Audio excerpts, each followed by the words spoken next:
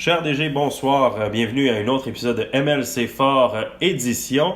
Prédiction de début d'année, un classique indémodable qui aura sauté une année, mais revient en force cette année. Ledge, votre humble serviteur, toujours prêt à vous servir, fidèlement accompagné cette année encore par mon homologue Champ. Salut Champ! Salut Ledge! T'es-tu prêt? T'as-tu fait une bonne préparation digne de ce nom pour cette émission? Écoute, on est toujours prêt. Alors, pourrais-tu nous parler dans un premier temps de la formule de notre émission cette année? Ouais, cette année, on y va avec une formule par rapport aux 4 divisions, parce qu'on sait que l'attrait est vraiment maintenant, depuis que la Ligue nationale a changé les conférences, maintenant en 4 divisions. On a créé des rivalités, et puis je pense que c'est la manière la plus intéressante, et soyons francs, c'est la chose qui intéresse le plus les DG également. Oui, exactement. Savoir est-ce qu'on est placé en série ou pas. Il y a eu des années où on a fait nos prédictions justement à savoir ceux qui sont en série, ceux pas en série. Cette année, peux-tu nous parler de la formule? Eh bien, on va y aller avec la première position en premier et bien évidemment la dernière en dernier. Donc, de cette manière-là, on veut créer un suspense pour les formations qui croient être dans la danse printanière ou peut-être le manquer de justesse. Donc, c'est là que ça va être très intéressant. On va être franc pour les équipes de dernière position. La plupart s'attendent à être pas mal derniers. On va donc diviser notre émission en 4 segments. Donc, il y aura 4 émissions différentes, 4 formats différents que vous pourrez télécharger pour les 4 divisions. On va commencer dans l'Est, tiens. Pourquoi pas un endroit des plus occupés présentement par les ouragans, non pas les Hurricanes de la Caroline, mais la division Atlantique. Oui, effectivement, la division Atlantique est une division quand même qui a eu son lot de changements par rapport aux directeurs gérants au fil des années. Mais une belle stabilité quand même si on regarde il y a des DG qui sont là depuis longtemps. Je pense entre autres évidemment à Tampa Bay, à Détroit qui est là depuis la saison 1, à Montréal qui est là depuis un bout. Mais quand même, si on regarde les DG, on a eu Floride, Toronto, Boston, Buffalo se sont ajoutés, disons, au cours des 5 dernières années environ. Donc, ça fait en sorte qu'il y a eu des changements. C'est une division qui avait besoin également de changements, je pense, au fil des années. Mais malgré tous ces changements-là, Ledge, je pense que la première position est indémodable pratiquement. Bien, tu me surprendras de m'annoncer la première position. Eh bien, il s'agit bien évidemment du Lightning de Tampa Bay. Ah! Je ne la voyais pas venir, celle-là. Oui. Je ne m'y attendais pas. Et le Lightning a apporté en plus beaucoup de changements cette année. Là. Ben, c'est sûr qu'en allant chercher Brad Marchand, il y a 3-4 ans de ça, je me serais pas excité le poil des jambes de dire Brad Marchand, mais somme toute, force est d'admettre que Brad Marchand est probablement un joueur élite dans la Ligue nationale, Clairement. top 10, top 15 Oui. à la limite, mais vraiment là, parmi l'élite. Oui, donc on a été chercher Brad Marchand, Ian Cole, qui était peut-être pas un nom vedette, mais un bon défenseur défensif qui pourrait aider la formation. Puis en plus, à un salaire de 900 000, ça va être très intéressant. Et puis également, on a Zach Werenski qui avait été acquis dans l'échange Ryan Suter avec les Blues de Saint-Louis, alors que Caron a démissionné à peu près une semaine plus tard. Moi, c'est un échange qui, dès le début de l'échange, je me suis dit « Oh non, voilà un échange qui va faire mal à Saint-Louis à long terme ». Mais il va évidemment aider Tampa Bay encore une fois. Donc vraiment un bel échange et on va en porter fruit là, pour la première année maintenant que Werenski est dans l'alignement. Lui qui a quand même déjà, on parle de 80 de puck handling, donc c'est quand même intéressant, 83 de passing à sa première année. Là. Ouais, c'est quand même pas piqué des verres. On peut parler peut-être des forces rapidement et des faiblesses de cette formation-là. On le sait tous que c'est une équipe qui a beaucoup de force quand même. C'est pas pour rien qu'on les place au premier rang et qu'ils trônent au premier rang de cette division-là depuis maintenant bon nombre d'années. C'est quoi selon toi les grandes forces du Lightning? L'attaque, la défensive, vraiment beaucoup de profondeur, surtout en attaque. Là, on a une très très belle profondeur. La défensive, un peu moins. On a ton préféré, Derek Gillen comme 5-6e défenseur. C'est sûr que la troisième paire en Engelland et Gumbranson est peut-être une faiblesse. Je sais que Lomdi va nous dire que la troisième paire n'est pas tellement importante. Mais tout de même, là, on a peut-être un problème là. Et devant le filet, Luongo et Jonathan Bernier, c'est bien. Mais c'est pas dominant. Là. C'est pas grandiose. Non, il y a 5 ans, ça aurait été quand même grandiose. Aujourd'hui, en 2017, c'est diose. Ça c'est j'ai bien aimé moi d'ailleurs, Clumsy, je m'adresse à toi quand je dis ça, dans la revue que tu as fait dans la section prédiction, d'avoir justement le club à battre pour chacune des divisions. Je trouvais intéressant. Maintenant qu'on s'entend pour dire que le Lightning, c'est le club à battre, Qui vont être les contenders, si vous me permettez l'expression anglaise? Je pense, pour moi, c'est sûr que ça fait longtemps qu'on en parle. C'est devenu pratiquement un running gag dans la Ligue. Mais les Panthers de la Floride, je pense que c'est leur année finalement. On le sait, c'est la seule formation. Mais non, c'est pas vrai. Il y a 2 formations qui n'ont jamais fait les séries. Les Panthers et les Golden Knights de Vegas. Oui, maintenant, c'est vrai. Mais disons, la seule formation qui a déjà joué un match en saison régulière qui n'a pas fait les séries, c'est les Panthers de la Floride. Donc je pense que cette année, les Panthers, ça commence devant le filet avec de loin le meilleur gardien de but de la Ligue en Brendan Oldby.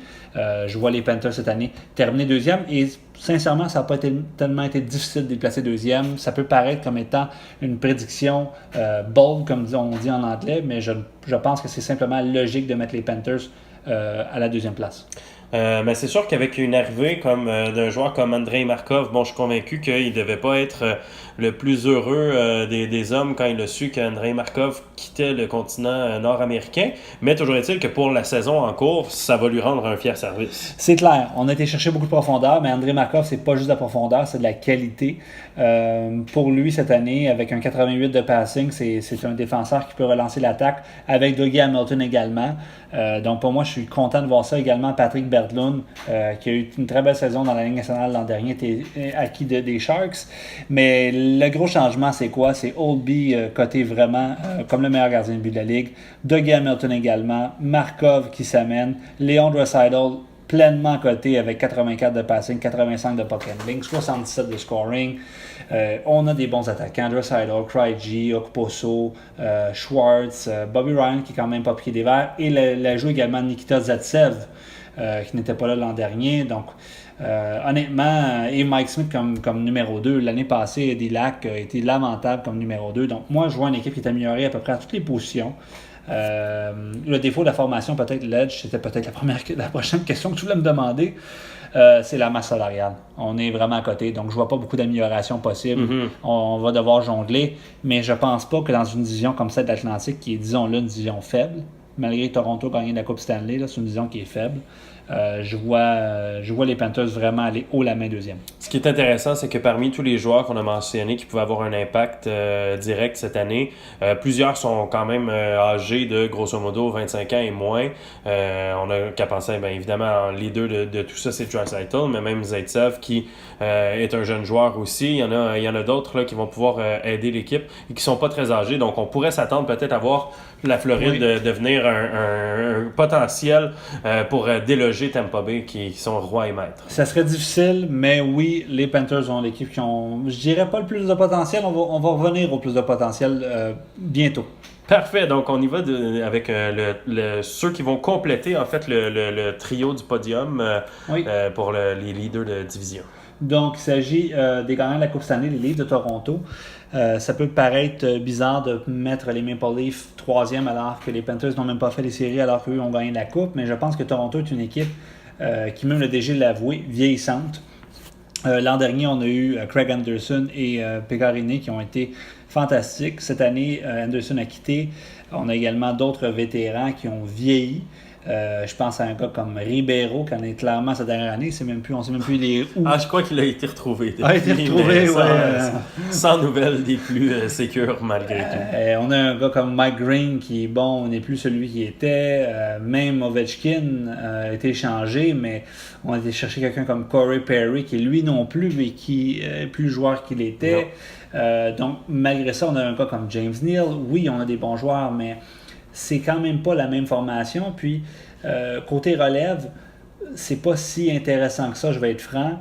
Par contre, j'ai beaucoup aimé l'échange qu'on a fait avec les Penguins de Pittsburgh. Ça a été un échange qu'on a été chercher le choix première ronde des Penguins l'an dernier, contre plusieurs choix repêchage. Je pense que ça peut être un échange qui peut être payant, d'autant plus maintenant avec la loterie pour les équipes qui sont exclues des séries. Là, peut-être que je viens de dévoiler un punch, mais je ne place pas les Penguins de Pittsburgh en série cette année. Donc, on a un choix de loterie pour les Leafs qui pourrait quand même bien les aider. Mais il faut dire que les Maple Leafs pourraient très bien devenir les Stars de Dallas de l'Est, dans la mesure où c'est une équipe qu'on voit sous-performer. L'année passée, on n'avait pas fait la prédiction, mais je peux vous dire que si on l'avait fait, on les aurait pas mis gagnants de la Coupe Stanley, ça c'est sûr et certain. Dès le début de l'année, Nick s'était affiché sur le forum, Toronto pour la Coupe, on en riait beaucoup. Oui. Finalement, c'est lui qui riait dans sa barbe à la fin. Ah, effectivement, il a bien fait ses mouvements, il a participé à chaque jour, donc c'est sûr qu'on a un DG qui est aux aguets également. Mais malgré tout ça, je ne pense pas que les Leafs vont connaître une saison du tonnerre. Et là, on vient de nommer 3 clubs qui feront partie de la danse printanière. Et évidemment, quand on a été coupé de ces 3 clubs-là, on se dit, vais-je être nommé parmi les 2 prochains, les équipes repêchées. Quelles sont les 2 équipes repêchées de la division Atlantique selon toi? Eh bien, j'ai une mauvaise nouvelle. Je ne vois aucune équipe être repêchée dans le wildcard dans l'Atlantique pour la simple et unique raison que la métropolitaine est trop forte, vraiment trop forte. Et ça fait déjà plusieurs années que c'est comme ça. Je n'ai pas vérifié les archives, mais de mémoire, ça a toujours été, depuis qu'on a les nouvelles divisions, 3 équipes dans l'Atlantique, 5 dans la métropolitaine. Donc, je ne m'attends pas à avoir un changement là. Donc, malheureusement, pour les prochaines équipes que nous allons mentionner, hors des séries. Donc, les 5 prochaines équipes nommées seront hors série. Ça pourrait faire mal à notre homologue de Montréal, le DG Courchaine, qui essaye toujours de mettre la meilleure formation possible devant lui. Cette année, selon toi, manque le rendez-vous du printemps. Tu l'as vu, Ledge, si tu regardes les arrivées, les départs, pour le Canadien de Montréal, on est dans une reconstruction que j'appelle à la sénateur d'Ottawa dans la Ligue nationale. C'est-à-dire que on fait une reconstruction assez rapide, 2 ou 3 ans, quelques mouvements. On ne vise pas les bas-fonds, on vise juste à se rajeunir puis revenir, je dirais, de l'avant 1 année ou 2, voire 3 maximum plus tard. Donc, du côté de Montréal, l'échange de Brent Burns, c'est clair que ça a été un échange important. Puis également, l'échange de Devan Dubnyk, qui était leur gardien de but numéro 1. Donc, c'est pour ça que je ne m'attends pas à avoir nécessairement le Canadien en série cette année. Je me souviens très bien d'avoir entendu lors d'un repêchage vanter énormément sa défensive qui honnêtement était effectivement parmi les meilleures défensives du circuit. Avec la perte de Weber et Burns, j'imagine qu'on change la donne drôlement. Là. Exactement. Donc pour le Canadien cette année, moi honnêtement je voulais les placer en série, mais quand j'ai vu que Matt Murray était seulement 76 d'overall, 77, mais je pense 76, je me suis dit que c'était pas assez pour l'équipe. On a quand même encore une fois une super profondeur, mais je regarde les attaquants. On n'a aucun attaquant qui a 80 de puck handling. On a John Klingberg qui est lui offensif, très offensif, mais qui est une passoire en défensive. Mais sinon, on n'a aucun attaquant qui se démarque, mais vraiment aucun. Là. Donc, à ce moment-là, pour moi, je n'ai pas le choix de mettre le Canadien hors des séries. Quand Patrick Eve est ton meilleur marqueur, je sais que Patrick Eve est un nom peut-être un peu sous-évalué, mais ça reste que ça ne devrait pas être ton meilleur marqueur. Donc, pour moi, le Canadien va manquer les séries, mais pas tellement loin dû à la profondeur, ce qui va faire en sorte que peut-être ça va même décevoir Ben, qui vise peut-être un choix au repêchage mieux placé que ça. Mm-hmm. La prochaine formation que tu as nommée, je dois dire que ça a été quand même le choix qui m'a le plus surpris de ton classement de division. Bien, c'est une équipe que j'ai attendue avant de vouloir la classer. J'ai regardé la formation, puis c'est un peu comme prévoir la météo que prévoir le classement général, c'est-à-dire qu'on regarde les prévisions et puis on se dit oui, mais s'il y a un tel changement, peut-être, je ne sais pas, un front froid, alors peut-être qu'il y aura un changement. Alors à ce moment-là, le front froid est un échange que je verrais pour cette formation-là. Alors pour moi, c'est les Bruins de Boston, une équipe qui est sur le point d'exploser. Exploser, c'est clair. J'ai jamais vu 3 attaquants aussi dominants que ça et aussi jeunes en même temps. Connor McDavid, Alexander Barkov et Patrick Laney dans la même équipe. C'est tout simplement, ça paraît que c'est du hockey simulé parce que c'est simulé. Là. Oui, c'est impossible d'avoir ça. Et en plus de ça, un joueur qui peut-être va sonner moins excitant, et bon, il l'est un peu moins, il est un peu plus vieux, mais Mikael Granlund du Wild du Minnesota dans la Ligue nationale qui a fait 69 points l'an dernier. Établi. Donc, on a 4 attaquants en bas de 25 ans, dont le meilleur joueur déjà de la Ligue, potentiellement Laney, le meilleur marqueur, jeune marqueur de la Ligue, et en Barkov, probablement le jeune centre le plus complet de la Ligue. Donc, je regarde ça, je me dis, cette équipe-là n'a pas le choix d'aller de l'avant. Et en plus de ça, en défensive, Justin Schultz, qui est devenu un défenseur quand même qui est revenu avec Pittsburgh. Dimitri Orlov à Washington, qui je me souviens, Race a repêché et ensuite a quitté le repêchage pour aller peinturer son appartement. Alors il a pris Dimitri Orlov en deuxième ronde à l'époque. Et Ekholm également de Nashville dans la Ligue nationale. Donc on a un top 3 défenseur qui, encore une fois, a 27, 25, 23 ans, donc jeune. Et puis, avec ça, on a un Ryan Spooner pour venir l'appuyer. On a un El Yakupov qui, peut-être, cette année, avec Colorado, pourrait peut-être surprendre. Alors, pour moi, cette formation-là, le problème est clairement la profondeur, mais j'ai jamais vu autant, comme dirait Fox à l'époque, de pur sang que ça dans une formation. Là où le boss blesse, c'est clairement devant le filet. L'an passé, on a fait une bourde. On va dire, là, on a Pavelec contre un choix premier ronde, alors que Pavelec était soumis au balotage dans la Ligue nationale peut-être 3 mois plus tard. Ça a été une erreur qui a coûté cher à l'organisation. Alors, Markstrom et Pavelec, malheureusement, aucun des deux des bonnes cotes. On parle de 70, j'ai pas vérifié exactement, mais de mémoire, là, 70 à peu près. Pavelec est sûr d'être numéro 2 cette année parce qu'il est rendu derrière Lundqvist. C'est clairement numéro 2 maintenant. Markstrom, on va voir avec Vancouver dans la Ligue nationale, mais pour cette année, moi, je m'attends à avoir un échange. Puis je m'attends à avoir un échange. Il y a des formations. Je pense à la Floride qui a Mike Smith comme numéro 2. Ça serait un classique de le voir avec les Bruins. Il y a d'autres équipes. Je pense à les Kings qui ont 2 gardiens de but avec Marazek et Anderson. Il y a un fit. C'est sûr qu'un gars comme Jerry, exemple, pourrait dire moi, si je veux un de tes bons jeunes, puis j'ai un Dominic ou j'ai un Corey Schneider. D'ailleurs, Jerry est à peu près sur tous les échanges possibles. Donc, c'est clair qu'il va y avoir quelque chose là. Pour moi, les Browns iront chercher un gardien de but et s'ils ne le font pas, pour moi, c'est de la complaisance. Parce que c'est facile de repêcher premier au total ou deuxième au total. C'est après qu'on voit le travail du DG. Puis je m'attends à voir un travail de GF qui va être supérieur. Il a fait un très beau travail, je pense à Barkov, l'acquisition dans l'échange de Tarasenko. Bel échange. Mais là, j'aimerais le voir passer au second step. Supérieur. Voilà. Donc, Boston, Montréal sont les équipes qui sont rendues, dans le fond, l'équivalent de 4e et 5e position. Les autres équipes, je t'écoute. Eh bien, les Sénateurs d'Ottawa, pour moi, je m'attends à avoir une débarque cette année. Martin l'a déjà dit, les acquisitions, on a échangé Patrick Kane l'an dernier, Brent Seabrook. J'ai adoré l'échange Kane. Je pense pas qu'on pouvait avoir plus que ça. On a été chercher, j'ai un blanc, le Kelly d'Arizona. Et puis également, on a été chercher, mon Dieu, j'ai un bon blanc, mais c'était un bel échange que j'ai vraiment aimé. Un choix de première ronde, Kelly, et quoi d'autre ici? Ah, je le vois pas, mais bon, ça a été un très bel échange. L'échange avec les Islanders, beaucoup moins aimé. Brent Seabrook, j'ai trouvé qu'on n'a pas été chercher le maximum, mais c'est quand même un échange qui se défend bien. Mais du côté des Sénateurs, c'est clairement une transition. On sait quand Jonathan Toews quitte, peut-être la formation cette année également a été annoncée. Donc pour moi, on a mentionné que Cam Mallory ne finirait pas l'année. Darren Girardi qui est sur le marché depuis, je pense, 3 ans. Et Carey Lettonen qui n'est vraiment plus le même qu'auparavant. Donc on a été chercher, c'est ça, Keller, 2 choix de première ronde. Puis d'autres joueurs, quand même des jeunes, là, comme Drake le Vampire, là, Kagulia, Pascal Laberge, j'ai laissé commotion cérébrale et Paul Martin contre Patrick Kane. Donc c'est un bel échange.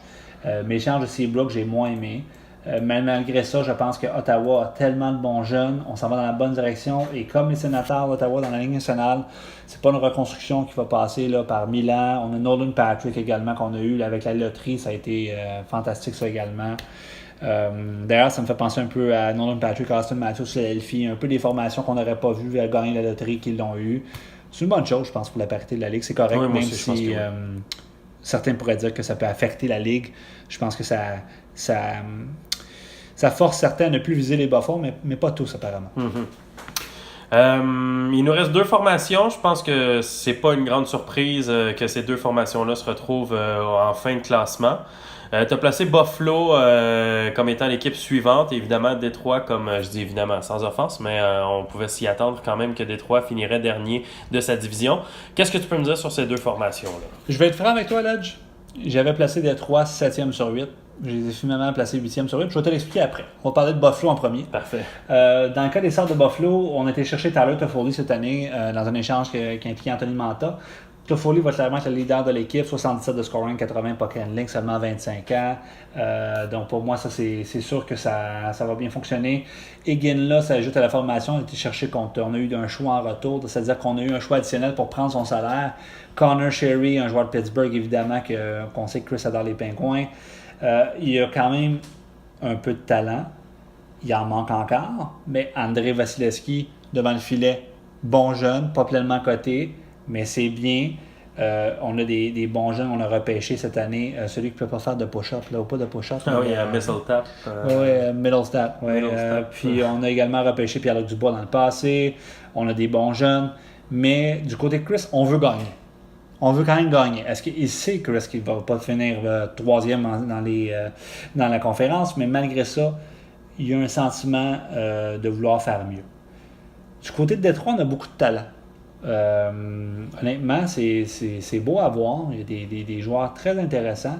On n'a pas fait d'addition de fou à Détroit, mais quand on regarde à l'attaque, on a un Kuznetsov qui est très fort, 87 de passing, 85 de puck handling. Et Jake Gonzalez de Pittsburgh qui va être super bon également. Thomas Tatar, très bien. Thomas Hertel, Dylan Larkin. Donc juste là, ces 5 jeunes-là, c'est très intéressant. C'est sûr qu'après ça, on a un problème de profondeur, mais on a des bons joueurs quand même qui sont également dans le club école. On a un Jonathan Marchessault actuellement. Ça peut être problématique. Marqueur de 31 buts l'an dernier. Oui, donc ça, c'est sûr que moi, je dirais que c'est là qu'est le problème. La première équipe cette année, on sait l'année passée, Pascal, c'est un gars super impliqué dans la ligue que j'aime beaucoup. Je parle quand même souvent avec. Mais là, on a joué un match. C'est juste un match, mais Marchessault, puis je sais que Pascal suit ces choses. Puis voir Marchessault dans le club école, alors qu'il a marqué, comme tu as mentionné, plus de 30 buts dans la Ligue nationale l'an dernier, 76 de scoring, 78 de puck handling, gagne 600 000 par année. Il devrait être sur le premier trio de l'équipe. Il est sur le premier trio de Grand Rapids, pas de Détroit. Ensuite, on a 3 gardiens de but qui sont dans le club pro. Khudobin, Lack et Gustafsson. Moi, j'ai fait l'expansion, j'ai regardé les gardiens de but cette année. J'avais vu un gars qui m'intéressait beaucoup en Arundel. On a décidé de le protéger à l'expansion pour Détroit, puis je pense que c'était une excellente décision de l'avoir fait. Arundel, c'est un bon gardien, un bon jeune, le numéro 2 à Martin Jones avec les Sharks dans la Ligue nationale. Gaulé de mémoire au-dessus de 920, donc pourquoi pas. Il y a 73 OV à Arundel. Mais malgré ça, le deuxième, c'est Picard à 68, Eddie Lack à 66, Khudobin à 64. Qui des 4 Ledge a été le numéro 1, premier match? Khudobin à 64, alors qu'on avait Lack à 66, Picard à 68 et Dell à 73. Si on avait mis Picard à place de Dell, peut-être à la limite. Mais même là, on va se dire, c'est Dell qui aurait dû avoir le premier match. Clairement, il est mieux que les autres. Et on ne l'a pas fait. Donc, Marchessault et Dell, j'espère qu'on n'ira pas aux mêmes choses qu'on a été l'année passée. Parce que le message... Qui aurait été très très coûteux finalement pour Pascal à la fin. On aurait reculé de 2 rangs. J'espère. J'espère que c'est une erreur. Puis qu'on va passer à d'autres choses, mais j'ai pas le choix de mettre Détroit dernier à cause de ça. Donc, évidemment, l'avenir nous dira si Champ aura eu raison ou tort dans cette fine analyse. Je t'en remercie d'ailleurs. On va vous laisser là-dessus. Et nous, on va préparer tout de suite la prochaine division.